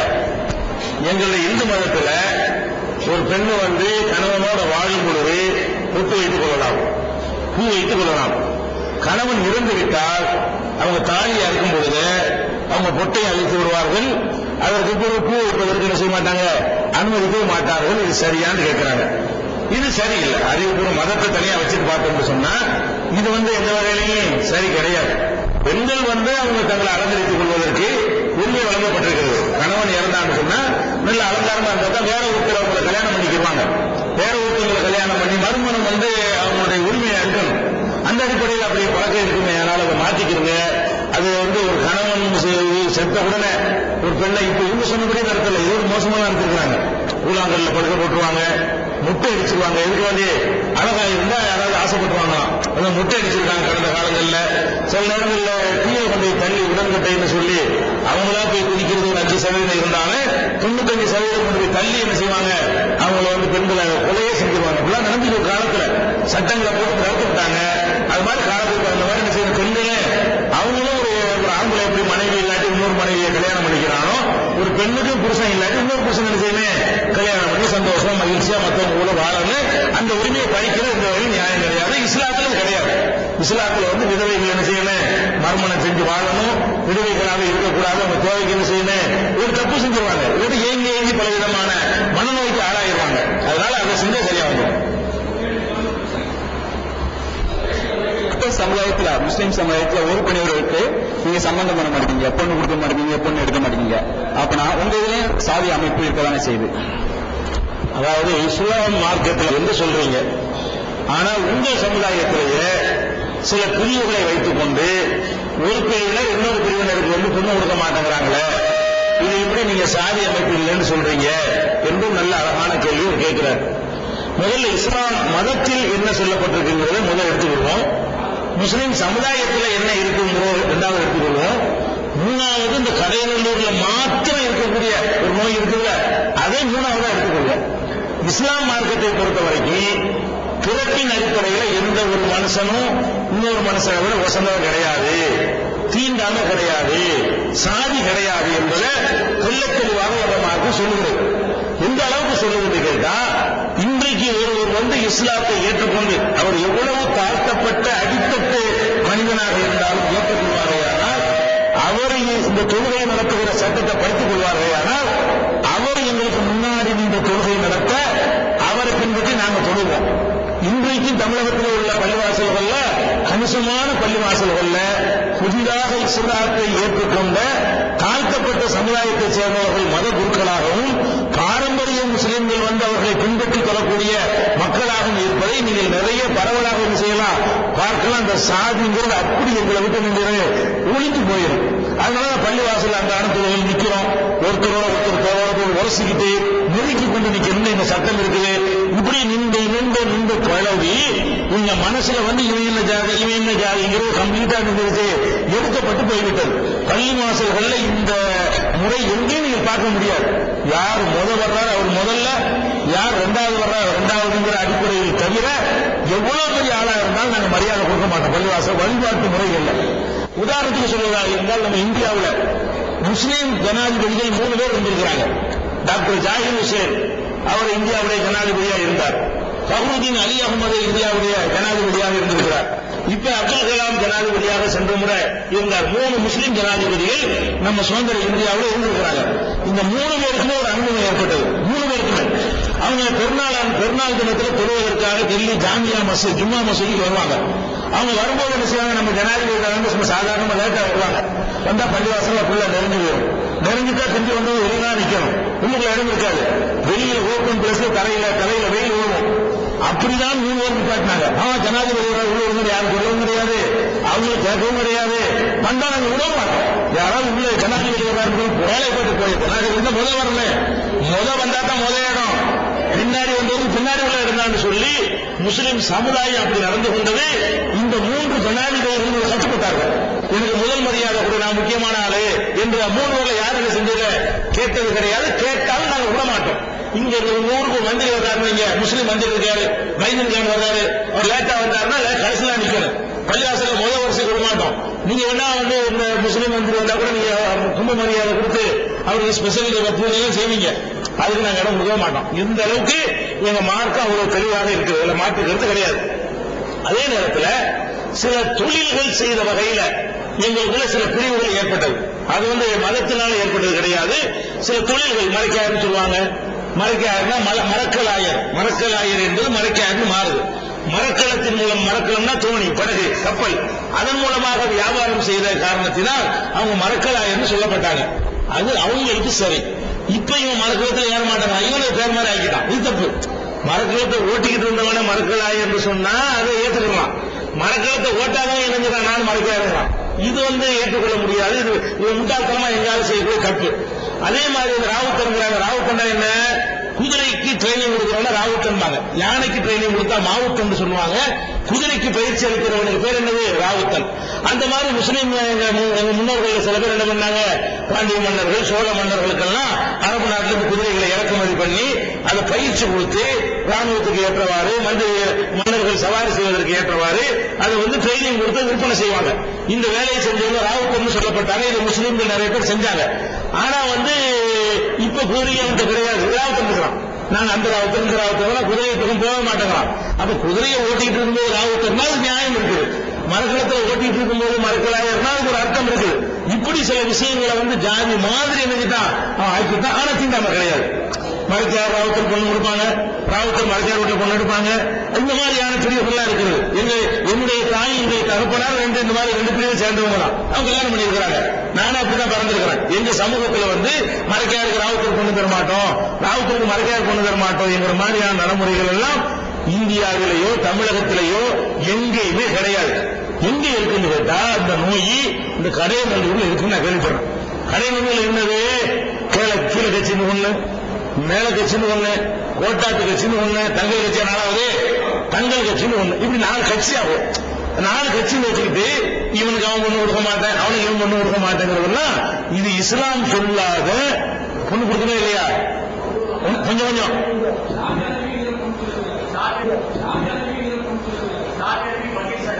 அது கூட இல்லை இருக்குது இல்லை. அது சரி சொல்லி காட்டின இருக்குது. அவர் கேட்டது காரணம் இந்த ஊர்ல இருக்குது. அவர் இந்த இடத்துல அவர் பார்ப்பாரு. எந்த ஊர்ல இருக்கிறாரு அவருக்கு எந்த ஊர் தான் அவருக்கு தெரியும். நீங்க மதுரையில் இது மாதிரி இருக்கான்னு போய் கேளுங்க, எங்க ஊர்ல வந்து கேளுங்க, மெட்ராஸ்ல வந்து கேளுங்க, தமிழ்நாட்டில் எங்க வேணாலும் போய் கேளுங்க, உலகத்தில் எங்க வேணாலும் போய் கேளுங்க. இங்கமே இப்படி கிடையாது. இந்த கீழே கட்சிங்கிற சொல்ல தமிழ்நாட்டில் எங்கேயும் கிடையாது. மேல கட்சிங்கிற சொல்ல தமிழ்நாட்டில் எங்கேயும் கிடையாது. கோட்டாத்து கட்சிங்கிற சொல்ல தமிழ்நாட்டில் எங்கேயும் கிடையாது. தங்கள் கட்சிங்கிற சொல்லே கிடையாது. இந்த ஊருக்கு மட்டும் உள்ளதா இருந்தால் அது நோயின்னு அர்த்தம். எல்லாருக்கும் ஒரே மாதிரி இருந்தா நோய் கிடையாதுங்க. எல்லாருக்கும் ஒன்று நோய் கிடையாது. ஒருத்தர் 3 சொல்லுங்க நோய் தானே. ஒருத்தருக்கு மட்டும் இருந்தா, ஒரு 10 பேருக்கு மட்டும் இருந்தா நோய் இருக்கு. அப்ப கடைநல்லூர்ல மட்டும் இருக்குமே, ஆனால் அதுக்கு பேர் இஸ்லாம் கிடையாது. அது ஒரு நோய். அந்த நோய்க்கு வந்து ஆபரேஷன் பண்ணணும். இப்படி நான் கேட்கிறேன், இப்ப கேள்வி கேட்கிறாங்கல்ல, வெட்கப்பட்டாலும் நீங்க திரும்பணுமா இல்லையா? நம்ம இஸ்லாத்துல இல்லாத ஒண்ணு நம்ம கடைபிடிக்கிறோமே, இஸ்லாத்துல இல்லாத ஒண்ணு இஸ்லாம் நினைச்சு நம்ம செய்யறோமே, அதனால அந்த கேள்வி கேட்கிறாங்க. இவ்வளவு உயர்வா இஸ்லாத்துல மதிச்சிருக்கிறாங்க. ஜாதி இல்லைங்கிறீங்க, நல்லா இருக்குது. தீண்டாமை இல்லைங்கிறீங்க, நல்லா இருக்குது. ஒரு பக்கத்துல சாப்பிடுறீங்க, நல்லா இருக்குது. அழகா கை கொடுக்குறீங்க, நல்லா இருக்குது. துணிகையில ஒட்டி உரசி நிக்கிறீங்க, நல்லா இருக்குது. இப்படி பண்றீங்கள, அப்ப உங்க செயல் வந்து மார்க்கத்தின் மீது கொஸ்டின் எழுப்புவது காரணமாக என்று சொன்னால், கடைநல்லூர் வாசிகள் மற்ற விஷயத்துல நீங்கள் எதிர்ப்பு எழுதிருப்பாங்க. எங்களுடைய கொள்கை கோட்பாடு இதுலயாவது திருந்துங்க. இனிமே இந்த டாபிக் கிடையாது. கீழே கட்சி மேல கட்சி கூட எல்லாம் நாங்க முஸ்லீம் தான். எங்களுக்குள்ள எல்லா விதமான பருவத்தையும் நாங்கள் செய்வோம். சாதி ஹனபி எந்த வேறுபாடு எங்களுக்கு கிடையாது என்று சொல்லி நீங்கள் உங்களை மாற்றிக் கொள்வதுதான் இந்த சகோதரருக்கு கொடுக்கிற சரியான பதிலாக இருக்கும். நான் வாயினால் சொல்ற பதிலை விட உங்கள் நடவடிக்கையால் நீங்கள் பதில் சொல்லணும். என்ன பதில் சொல்லணும்? எங்கள்கிட்ட இனிமே கிடையாது, நாங்கள் ஒழிச்சிட்டோம் என்று உங்களுடைய நடவடிக்கையை மாற்றி அந்த பதிலை அவருக்கு சொன்னால்தான் அது சரியான பதிலாக இருக்கும். நீங்க மிக அடுத்த தடவை இந்த நிகழ்ச்சி நடத்தும் போது அவர் கேட்கணும், என்ன கேட்கணும்? ரொம்ப சந்தோஷம், என்னால் இந்த கடைநல்லூர்களை மாற்றத்தை காண்கிறேன், உள்ள இஸ்லாத்தை உங்க ஊர் மக்கள் கடைபிடிச்சுட்டாங்க என்று அவர் சொல்லக்கூடிய வகையில் நீங்கள் மாறணும் என்று உங்களுடைய கோரிக்கை வச்சுக்கிறார் முஸ்லிம்கள். இந்திய கலாச்சாரத்தின் அடிப்படையில் இங்குள்ள முஸ்லிம் பெண்கள் தாலி அணிகிறார்கள். தாங்கள் பின்பற்றும் தவ்ஹீத் ஜமாத் மனைவிமார்கள் கூட தாலி அணிகிறார்கள். இங்க ஏன் தாலி அணியக்கூடாது சொல்லக்கூடாது அப்படிங்கிற அதாவது தெரிந்திருக்கிற தாலி அணிந்திருப்பதை நாங்கள் பார்க்கிறோம். உங்கள் இயக்கத்தை சேர்ந்த சகோதரர்களுடைய மனைவிமார்கள் கூட தாலி அணிந்து இங்கே வந்திருக்கிறார்கள். அதையும் நாங்கள் பார்க்கிறோம். அது ஏன் என்று இந்த சகோதரர் செய்யறாங்க, கேட்கிறாங்க. தாலி கூடாதுன்னா ஏன் கூடாதுங்கிறீங்க? இதான் கேள்விங்க. முதல் விஷயம் என்னன்னு கேட்டா, எந்த ஒரு தாலி கூடாது என்று இஸ்லாம் சொல்லுகிற காரணம் என்னன்னு கேட்டா, எந்த ஒரு விஷயத்தையும் மூட நம்பிக்கை கலந்து இருந்தால் அதை நீங்க நம்பாதீங்க அப்படின்னு இஸ்லாம் எங்களுக்கு ஒரு பேசிக்கா சொல்லுது. ஒரு பொருள் இருக்குன்றீங்க, அந்த பொருளை வந்து அந்த பொருளாக மட்டும்தான் நீங்க பார்க்கணும். ஒரு பேரிச்சம்பழம் இருக்குது, அது பேரிச்சம்பழம் தான். ஒரு எலுமிச்சம்பழம் இருக்குது, அது ஒரு எலுமிச்சம்பழம் தான். ஒரு பூசணிக்காய் இருக்கிறது, ஒரு பூசணிக்காய் தான். இப்படி நம்பாம என்னமோ ஒரு மந்திரம் ஏறி இது சாதாரண பூசணிக்காய் இல்ல, இது சாதாரண எலுமிச்சம்பழம் இல்ல, இது சாதாரண பேரிச்சம்பழம் இல்ல, இது பயங்கரமான பவர் இருக்குன்னு ஒரு சொன்னாங்க வைங்க, தூக்கி மூங்கில வீசுன்னு இஸ்லாம் சொல்லுது. இஸ்லாம் என்ன சொல்லுது? இந்த இருக்கு பேரிச்சம்பழம் தான் வாங்கிக்க, இது ஆர்டினரி பேரிச்சம்பழம் இல்ல, இது ரொம்ப அசாதாரணமான ஒரு பேரிச்சம்பழம் அப்படின்னு சொல்லி ஒரு பூஜை செஞ்சு ஓடி பார்த்து மந்திரிச்சு பார்த்து அதை பண்ணி இதை பண்ணி ஒரு மத குருமார் எடுக்க செஞ்சு இதை கொண்டாந்து கொடுத்தாருன்னு சொன்னா இதை சாப்பிடுறது ஹராம். இஸ்லாம் சொல்லுகிறது இது சாப்பிடக்கூடாது. வெறும் பேரிச்சம்பழம் யார் கொடுத்தாலும் சாப்பிடு, வெறும் எலுமிச்சம்பழம் எதை கொடுத்தாலும் சாப்பிடு. அதுல இல்லாத ஒண்ணு இருக்கிறதா சொன்னால் நீங்க எடுத்துக்கிறா, சாப்பிடாத. அந்த பொருளை நீ நிராகரிச்சது, பொய் சொல்றான், ஏமாத்துறான்னு சொல்லு. இதுல நீங்க சிந்திச்சு பார்த்தாலும் நமக்கு ஒத்துக்கிறது கரெக்டா இருக்கிறது.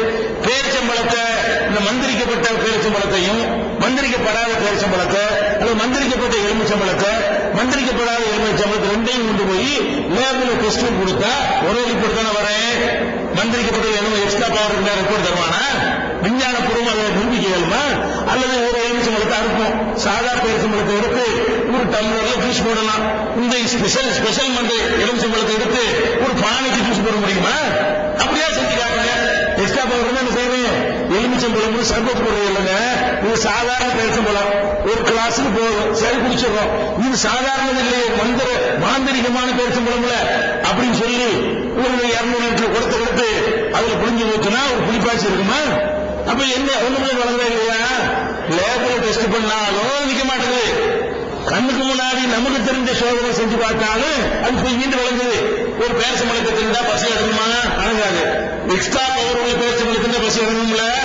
இந்த தின்னுங்க 10 நாளைக்கு பசிக்காம சொல்லுவாங்க. அப்படி ஒண்ணு இருக்க முடியுமா? போய் அது ஒண்ணுமே இல்லை. முடியாத ஒண்ணு வச்சுட்டு நீங்க சக்கரை காத்தியாவுங்க சக்கரை கொடுப்பான். உங்க மார்க்கத்தில் கிடையாது. எங்கெல்லாம் ஏமாத்திரம் இருக்கலாம், காத்தியாவுங்க சக்கரமா இப்படி ஒரு நாக்கில் தடவை கொடுப்பாங்க. அதை 2 வாங்கலாம். அது என்ன இருக்குன்னு நினைச்சிட்டு அந்த சக்கரை என்ன இருக்கு? அந்த சக்கரை தான் இருக்கும். அந்த சக்கரை எவ்வளவோ அதுல உள்ள பவர் தான் இருக்கு, அதுக்கு மேல இருக்குமா? அந்த மாதிரிதான் ஒரு நகை போறது மார்க்கத்தில் அனுமதி. செயினா போட்டுக்க, வளையலா போட்டுக்க, கல்கமணியா போட்டுக்க, பாசில வேணாலும் போட்டுக்க, பவளத்துல வேணாலும் போட்டுக்க. எப்படி போடணும்? அது பாசி தான் நினைச்சு போடு, அது பவளம் தான் நினைச்சு போடு, அது ஒரு தங்கம் தான் நினைச்சு போடு, அது ஒரு மஞ்சள் கயிறு தான் நினைச்சு போடு. அதுல இல்லாத ஒண்ணு இருக்கிறதா நினைச்சால் நீ இஸ்லாம் சொல்லு. தாலிங்கிறது என்ன? அது ஒரு கயிறு. ஒரு ஆம்பளை கழுத்துல கட்டலாம், பொம்பளை கழுத்துல கட்டலாம். அது கடையில போய் வாங்கிட்டு வந்தா 25 பைசா கொடுத்து வாங்கியிருப்போம், ரூபாய்க்கு வாங்கியிருப்பான். இந்த கயிறு அந்த கடையில் இருக்குது. இது என்னமா? இதுலதான் என்னமோ இருக்குங்கிற மாதிரி, புருஷனுடைய உசுரை இதுக்குள்ள அடங்கி இருக்கிற மாதிரி. தாலி அருந்துருச்சுன்னு கூட சொல்லக்கூடாது. அருந்து பசங்க இட்டு போய் தாலி பெருகிருச்சான், 10 தாலியா போச்சா? அது எப்படி பெருகு? தாலி அருந்து பசங்க சொல்ல மாட்டா. எப்படி சொல்லணுமா? தாலி பெருகிருச்சு. எங்க ஆளுக்கு கர்சமணி பெருகிருச்சு. கர்சமணி பெருகிருச்சுமாங்க. என்ன பெருகிறது? இதுதான் போகும், அங்குதான் போகும். பெருகுமா? அப்ப அதுல இல்லாத ஒண்ணு இருக்கிறதா நினைக்கிறது. புருஷன் தாலி வந்து கண்ணில் சொட்டு முத்தம் வந்துக்கிறது. அது நகைதானது, அது நூல் தானே. அதுல இல்லாத ஒண்ணு சரி காலையில் எப்படி சொல்ல அது கண்ணில் வச்சுக்கிறது, தாலி பாக்கியங்கிறது. இதை புருஷன் புடிச்சு அறுக்கிறது, அந்த பொங்கலை குடும்பப்படுத்துறது, இதெல்லாம் வந்து இல்லாத ஒண்ணு இருக்குன்னு நினைக்கிறாங்க. கல்யாணம் பண்றியா உன் பொண்டாட்டி ஒரு அக்ரிமெண்ட் போட்டோம், பொண்டாட்டி ஆகிட்டு அந்த கைத்துல தான் இருக்கிறாளா? அப்ப பொம்பளைக்கு மட்டும் தாலி அடையாளம், ஆம்பளைக்கு இங்க அடையாளம். ஆம்பளைக்கு நம்மள கல்யாணம் பண்ணதுக்கு அடையாளம் ஆகணும்ல. நீ அடையாளமாக பயன்படுத்தப்படுது. அவ்வளவு பெண்களை கொடுமைப்படுத்துவதற்கு அது என்ன செய்யறாங்க? சென்டிமெண்ட் அதை சொல்லி மக்களை ஏமாற்றிட்டு இருக்கிறாங்க. அதனால இஸ்லாம் என்ன சொல்லுது? இது கிடையாது. தாலி கர்சமணி இதுவுமே கிடையாது. கணவன் மனைவி என்பது 2 பேரும் ஒப்புக்கொள்ளக்கூடிய அக்ரிமெண்ட். உனக்கு எனக்கு ஒரு ஒப்பந்தம். எனக்கு செய்யற கடமை நீ செய்யணும், உனக்கு செய்யற கடமை நான் செய்யணும். என் மூலம் உனக்கு சுகம் கிடைக்கணும், உன் மூலம் எனக்கு சுகம் கிடைக்கணும். 2 பேரும் சேர்ந்து என்ன செய்வோம்? அந்த குடும்பத்தை ஒண்ணா நிர்வகிப்போம்னு சொல்லி ஒத்துக்கொள்ளக்கூடிய ஒரு அக்ரிமெண்ட்ல தான் 2 பேருடைய வாழ்க்கையை ஓடுதே தவிர இந்த 3ல ஓட கிடையாது. அது 3லயோ செயல்லையோ எதுலயோ ஒண்ணு. அதனால இஸ்லாம் வந்து எங்களுக்கு கூடாதுன்னு சொல்லுது. ஆனாலும் முஸ்லீம்கள்ல பல பேர் வந்து விளங்காம மற்ற சமுதாய மக்கள் செய்யறத பார்த்து இவங்க என்ன செய்வாங்க? இந்த மாதிரி தாலின்னு சொல்லாம சின்னதா சேஞ்ச் பண்ணிக்குவாங்க. கர்சமணி பேர்ந்தது எங்க ஊர்ல கடுகா மணி இருக்கும், சின்ன சின்னதா கடுகு மாதிரி மணியா இருக்கும். அதை பொறுத்து கடுகு மணியும்பாங்க, கர்சமணியும்பாங்க. இது வந்து தாலி மாதிரி. தாலியில என்ன நம்பிக்கை இருக்கிறதோ அந்த நம்பிக்கைலாம் இருக்கிறது. எங்க சமுதாயத்தில் வந்து புருஷனே பொண்டாட்டிக்கு என்ன செய்வாங்க? தாலி கட்டுவாங்க. இன்னும் கொஞ்சம் சேர்ந்தவங்க என்ன செய்வாங்க? புருஷன் வீட்டுல உள்ள ஏதாவது பொம்பளை விட்டு தாலி கட்ட சொல்லுவாங்க. புருஷன் கட்டாம புருஷன் வீட்டுல உள்ள பொம்பளை அனுப்பி கட்ட சொல்லுவாங்க. இதெல்லாம் வந்து இஸ்லாத்துல இல்லாம முஸ்லிம்களுக்கு நுழைந்த ஒரு மூட நம்பிக்கை. இதெல்லாம் ஒழிச்சு கட்டணும். இதுல ஒண்ணுமே கிடையாது. இது ஒரு கயிறுனா கயிறு தான், அது ஒரு செயின்னா செயின்னு தான். சாதாரண பொருள் என்று நினைத்து நீங்கள் அறிந்து கொண்டீர்களே, ஆனால் அது இஸ்லாம் கொடுக்க நிற்காது. இல்லாத ஒண்ணு இருக்குன்னு சொல்லிக் கொடுத்தால் அது பொய்யாக இருந்தால் பொய்யை நிராகரிக்கணும், மூட நம்பிக்கை நிராகரிக்கணும் என்பதற்காக வேண்டி இஸ்லாம் அதை மறுக்கிறது. தாலி முஸ்லிம்கள் யாரும் செய்யக்கூடாது, அணிஞ்சா அவங்க குற்றவாளிகள் ஆவாங்க. கர்சமணியில பேர்ல போட்டாலும், அதாவது குர்ஆன்ல உள்ளபடி அந்த போதனைப்படி வாழ்ந்தாதான் ஒரு மனிதன் வந்து சொர்க்கத்திற்கு செல்ல முடியும்னு நாங்க நினைக்கிறோம், அவர் நினைக்கிறார். ஆனா அது மாதிரி அதை நம்பக்கூடிய மக்கள் வந்து குறைஞ்சிருக்கிறாங்களா கூடியிருக்கிறாங்களா? அந்த குர்ஆன் படி உள்ளபடியே வாழக்கூடிய மக்கள் வந்து இன்றைய காலத்தில் வந்து அதிகரித்திருக்கிறார்களா குறைந்திருக்கிறார்களா? குறைந்திருந்தால் அவர்கள் அதிகரிக்க செய்வதற்கு என்ன வழி அப்படின்னு அவர் கேட்கிறார். இந்த குர்ஆன் படி வாழக்கூடிய மக்களை பொறுத்த வரைக்கும் அதிகரித்துக் கொண்டே வருகிறார்கள் என்கிற மாதிரியும் உலக வரலாற்றில் கிடையாது. குறைந்து கொண்டே வருகிறார்கள் என்கிற மாதிரியும் கிடையாது. ஒரு காலகட்டத்தில் சரியான பிரச்சாரம் செய்யக்கூடிய ஆட்கள் இருந்தால் அந்த காலத்தில் அது ஏற்றமா இருக்கும். அதை மறக்கக்கூடிய காலமா வந்தா அப்படி இறங்கும், அப்படி ஏறும், அப்படி இறங்குமே தவிர நபிகள் நாயகம் காலத்தில் இன்னைக்கு வரைக்கும் ஒரே சீரா வளர்ந்துகிட்டே வருதுன்னு சொல்ற மாதிரியும் இருக்கல. அவங்க காலத்தில் இருந்தோட குறைஞ்சிக்கிட்டே போயிடுச்சுன்னு சொல்ற மாதிரி இருக்க கிடையாது. இப்ப நம்ம வாழக்கூடிய காலத்தை பொறுத்த வரைக்கும் ஒரு 25, 30, 40 ஆண்டுகளுக்கு முன்னால் முஸ்லீம்கள் வாழ்ந்ததை விட மேல்நிலையில் இருக்கிறார்கள், வளர்ச்சி நிலையில் பெறுகிறோம். இப்ப நம்ம வாழக்கூடிய இந்த காலத்துல எங்க அப்பன்பாட்டன் காலத்துல எந்த அளவுக்கு இஸ்லாத்தை கடைபிடித்தார்களோ அதை விட நல்லா கடைபிடிக்கக்கூடியவர்கள் இன்னைக்கு இருக்கிறாங்க. இந்த வயசானவங்களுக்கு எல்லாம் கேட்டுப்பாங்க, அந்த காலத்துல எல்லாம் பள்ளி வாசலுக்கு தொழுவதற்கு யார் வருவான்னு கேட்டா 80, 75, 90 நாளைக்கு கட்சியை மண்டே போடுவார்ல, அவர் தான் பள்ளிவாசலுக்கு வருவார். இளைய சமுதாயம் நடுத்தர வர்க்கத்துக்காக என்ன செய்ய மாட்டாங்க, நம்ம நாளைக்கு சாப்பிடுறோம், நம்ம இது பள்ளிவாசலுக்கு போகணும் அப்படின்னா மக்கள் நடந்து கொண்டு இருந்தார்கள். இன்றைக்கு பள்ளிவாசலை பாருங்க, இளைஞர்களால் நிறைஞ்சு வலிக்கிறது. இன்றைக்கு நீங்க பாத்தீங்கன்னு சொன்னா இளைஞர்களால் நிறைஞ்சு வலிக்கிறது. அப்ப இது வளர்ச்சியா வீழ்ச்சியா? குர்ஆன் படி நடக்கக்கூடியவர்கள் அதிகரித்திருக்கிற காட்சியை நீங்க சரி கண்ணு முன்னாடி இந்த பள்ளிவாசலுக்கு போனா நீங்க பார்க்கலாம். அதே மாதிரி எங்க அப்பம்பாட்டன் காலத்துல எல்லாம் அநியாயத்துக்கு பள்ளிவாசல வச்சு வரதட்சணை வாங்குவாங்க. வாங்காட்டி அவனை பாவியாக பார்ப்பாங்க. எப்படி நாங்கெல்லாம் வாங்கும்போது நீ மட்டும் எப்படி வாங்குவோம்னு கேட்பாங்க. ஊரை விட்டு நீக்கி வச்சுருவாங்க. தவறி வாங்கலன்னு சொன்னா அந்த பெண் வீட்டாட்ட வரதட்சணை வாங்கலன்னா அவன் குற்றவாளி, அப்படி பார்க்கப்பட்டார்கள். இன்றைக்கு வரதட்சணை வாங்க மாட்டோம் என்று சொல்லக்கூடிய இளைஞர்கள் என்ன இருக்காங்க, பெருகி இருக்கிற காட்சியை பார்க்குறீங்க. அதே மாதிரி நாணயம், நேர்மை, கொடுக்கல் வாங்கல் இருக்கக்கூடிய சுத்தம், வாய்மை, இதெல்லாம் எங்க அப்பன்பாட்டன் காலத்தில் இருந்ததை விட இப்ப கொஞ்சம் அதிகமாக சிறப்பாக இருக்கிறது தான் நாங்கள் சொல்லுவோம். அதே மாதிரி இஸ்லாத்தின் பெயரால நிறைய பண்டிகைகள் கொண்டாட்டங்கள் செஞ்சாங்க. எப்படி செய்வாங்க, எந்த தகப்பனார் பாட்டனார் காலத்துல எல்லாம் பெருநாள் சொன்னா தண்ணி அடிக்கணும். நோம்பு பெருநாள் வந்தா என்ன செய்யணும், தண்ணி அடிக்கணும். ஹஜ்ஜு பெருநாள் வந்தா தண்ணி அடிச்சா தான் பெருநாள். அப்படித்தான் எங்க அப்பன்பாட்டன் காலத்தில் உள்ளவங்க எல்லாம் பெருநாளை கொண்டாடினார்கள். பெருநாள்னா ஆட்டு மருந்து, சினிமா கொண்டு கீழே நிக்கணும், பல மாதிரி சூட் பண்ணணும், நண்பர்களோட சேர்ந்துட்டு என்ன செய்யணும், ஊர் சுத்தணும்னு போகணும். பலவிதமான கெட்ட செயல்கள் புறத்தையுமே தடுக்கப்பட்ட எல்லாத்தையும் செஞ்சாங்க. இன்றைக்கு பெருநாள் எடுத்துக்கொண்டீர்களே, ஆனால் மற்ற நாள்ல தப்பு தவறு செய்யறவங்க பெருநாள் நீங்க செய்ய மாட்டேன் என்கிற அளவுக்கு தன்னை கண்ட்ரோல் பண்ணக்கூடியவனாக இன்னைக்கு மாறி இருக்கிறத இன்றைக்கு நான் என்ன செய்யறோம், கண்ணால பார்க்கிறோம். அதே மாதிரி திருவிழாக்கள் தர்கா என்று சொல்லி ஆடல், பாடல், கரகாட்டம், ஒயிலாட்டம், அந்த ஆட்டம், இந்த ஆட்டம், குரமூர்த்தி ஆட்டம், இது காப்பர் ஆட்டம் வரைக்கும் இஸ்லாத்தின் பெயரால் பல ஊர்களில் நடந்தது 25 ஆண்டுகளுக்கு முன்னால். இன்றைக்கு அதுல 95% ஒழிக்கப்பட்டு விட்டது. இந்த மாதிரி கூத்து கும்மாளம் எல்லாம் ஆன்மீகம் கிடையாது, இது இறைவனை வழிபடக்கூடிய முறை கிடையாதுன்னு சொல்லி மாற்றம் வந்திருக்கிறது. நீங்க ஒரு 25-30 வருஷத்தோட இன்னைக்கு இருக்கிற உலகத்தை ஒப்பிட்டு பார்த்தீங்கன்னு சொன்னா ரொம்ப மேல்நிலை ஆன்மீகத்துல உயர்ந்த நிலை உலகம் பூரா. நான் சொல்வது இந்த கரையிலுக்கோ தமிழ்நாட்டுக்கு நான் சொல்லல, உலகம் பூரா நான் சொல்றேன். உலகத்துல அனாச்சாரங்கள் கூடி போய் அதுல மூழ்கி திளைத்த ஒரு மனிதன் என்ன செய்யறான்னு கேட்டா அமைதியை தேடி அலைகிறான். அலையும் போது அவனுக்கு இந்த குர்ஆன் அவனுக்கு சிறந்த வழிகாட்டியாகி இதன் பக்கம் ஈர்க்கப்படுறான். இதுக்கு நிறைய சான்றுகளை நாங்கள் சொல்லலாம். உதாரணத்துக்கு சொல்வதாக இருந்தால் இப்ப மைக்கேல் ஜாக்சன் உங்களுக்கு தெரியும், யார் உலகத்திலேயே காப்பி செய்ய கொடிகட்டி பறந்த ஜாம்பவானவன். அவனுக்கு அவ்வளவு ரசிகர்கள் இருந்தாங்க. அவன் குடிச்சிட்டு வைத்த மீதி தண்ணீரை மீதி தண்ணீர் இருக்கு இல்லையா, அந்த தண்ணீரை குடிப்பதற்காக வேண்டி ஒவ்வொருத்தரும் போட்டி போடுவாங்க, எனக்கு உனக்குன்னு சொல்லி. இந்த மும்பைக்கு அவன் வந்திருந்த நேரத்தில் என்ன செஞ்சாங்க, இந்த தண்ணியை குடிச்சு வச்சாங்கல்ல, அந்த தண்ணி ஒரு அண்டாவுல ஊத்தி அதை கலந்து அதை ஒவ்வொருத்தரும் எடுத்து குடிச்சாண்டா பாத்துக்கிறோம். இந்த மைக்கேல் ஜாக்சன் ஒரு பாடகம் மீது எவ்வளவு பெரிய பக்தியோட அங்க போமா, இது இந்த சத்தம் போக மாட்டேன்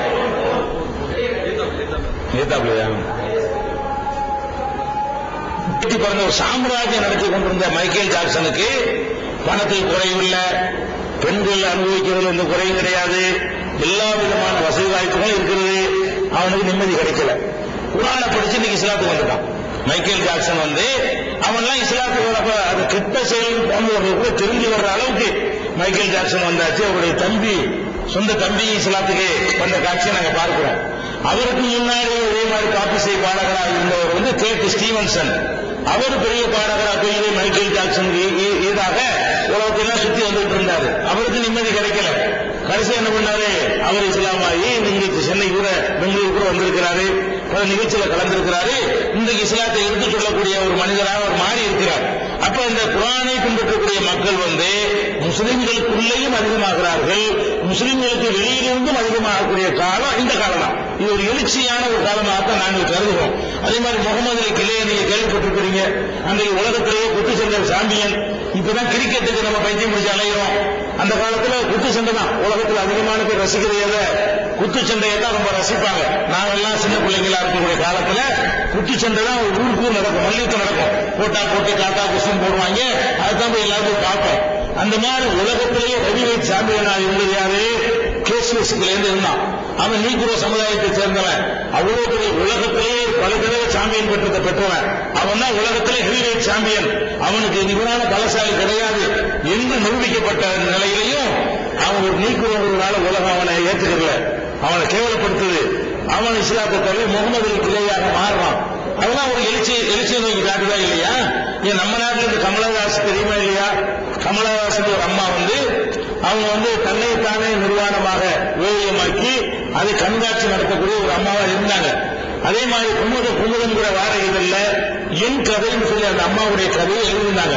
அதுக்காக வேண்டி இந்த பத்திரிகை சக்கமேர் குடிச்சு கொஞ்ச நாள் அந்த மாதிரியான ஒரு ஆபாசமா, அதாவது பெண் உரிமைங்கிற பெயர்ல என்ன வேணாலும் செய்யலாம் என்ற கருத்தை சொன்னவர் யாரு? இந்த கமலஹாசன்கிற ஒரு பெரிய எழுத்தாளர். இவருடைய எழுத்துகளுக்காக என்ன செஞ்சாங்க, இந்திரா காந்தி அவர்கள் இந்த அம்மாவுக்கு நோபல் பரிசு கொடுக்கணும் என்று இந்த அம்மாவுக்காக பரிந்துரை செஞ்சாங்க. அந்த அளவுக்கு புகழ்பெற்ற எழுத்தாளராக இருந்த இந்த கமலஹாஸ் இப்ப கமலா சுரையான்னு சொல்லி இஸ்லாத்தை தழுவி கேரளாவில் வயசான அம்மா செய்யறாங்க. இஸ்லாத்தை தழுவி இன்னைக்கு இஸ்லாம் இந்த கொள்கை தான் நிம்மதி எனக்கு தருது, நான் தரிக்கட்டு வாழ்ந்துட்டேன், இதுதான் ஒரு பெண்களுக்கு ஒரு சரியான சுதந்திரம் என்று வந்த காட்சியை பார்க்கிறோம். அதே மாதிரி புத்தசாமியார் ஆனந்தா சுவாமிகள் முஹிபுல்லாவை பார்க்கிறோம். இப்படி இதே தமிழ்நாட்டில் நிறைய பேர் பார்த்துட்டு போகலாம். அதனால குர்ஆனை நோக்கி வரக்கூடிய மக்கள் அதிகரித்திருக்கிறார்கள். முஸ்லிம்களையும் அந்த அப்பம்பாட்டம் வழியெல்லாம் விட்டுவிட்டு குர்ஆன் வழியில் நடக்கணும் என்பவர்கள் அதிகரித்திருக்கிறார்கள். அதனால இந்த வழியை நம்ம தொடர்ந்து இதே மாதிரி மக்கள்கிட்ட கொண்டு போனால் எல்லாரும் கடத்தக்கூடிய நிலை வரும். அந்த வழியை தான் நாங்கள் செஞ்சு கொண்டிருக்கோம். இருந்த அரசர்கள் கோரி முகமது, கஜினி முகமது, இப்ராஹிம் லோடி போன்றவர்கள் இந்த நாட்டை ஆண்டாங்க. அப்போது இந்துக்களுக்கு எந்த விதமான கொடுமையான வரியை விதிக்கல. அவரரசு போன்ற அரசர் வந்த பிறகு ஏன் இந்துக்கள் மீது அந்த வரியை விதித்தார்? அந்த வரியை அவருக்கு பின்னால வந்த பேரரசர் அக்பர் ஏன் அதை வாபஸ் வாங்கினார் என்று எனக்கு நினைக்கிறேன். அதாவது முஸ்லிம் மன்னர்கள் இந்தியாவை சுமார் 800 ஆண்டு காலம் ஆட்சி புரிந்திருக்கிறார்கள். வெள்ளையர்களுக்கு முன்னாடி அதிகமான இந்தியாவுடைய பரப்புகளை முகலாய மன்னர்கள், துக்ளக் வம்சத்து மன்னர்கள், குதுபுதீன் லோடி அந்த வம்சத்து மன்னர்கள் எல்லாம் நினைஞ்சிருக்கிறாங்க. ஹில்ஜி வம்சத்தார்கள் இப்படி பல பேரும் ஆட்சி புரிந்திருக்கிறார்கள். 800 ஆண்டுகள் ஆட்சி புரிந்திருக்கிறாங்க. இந்த ஆட்சி புரிந்தவர்கள முஸ்லிம் அல்லாதவர்களுக்கு ஒரு வரி அவுரங்கசீப் போடுறாரு. ஜிசியாங்கிற பேர்ல ஒரு வரி போடுறாரு. ஆனா மற்ற எந்த மன்னர்களும் இந்த வரியை போடல. அவுரங்கசீப் மட்டுமே இந்த வரியை போட்டாரு அப்படிங்கிறது அவங்களுடைய கேள்விங்க. அதாவது ஜிசியாங்கிற வரியை பொறுத்த வரைக்கும் நல்லா விளைவிக்கிறேன்னு, அது ஒரு இந்து மக்கள் மீதோ முஸ்லிம் அல்லாதவர்களோட ஒரு கொடுமைன்னு நம்ம நினைக்கிறாங்க. அப்படி கிடையாது.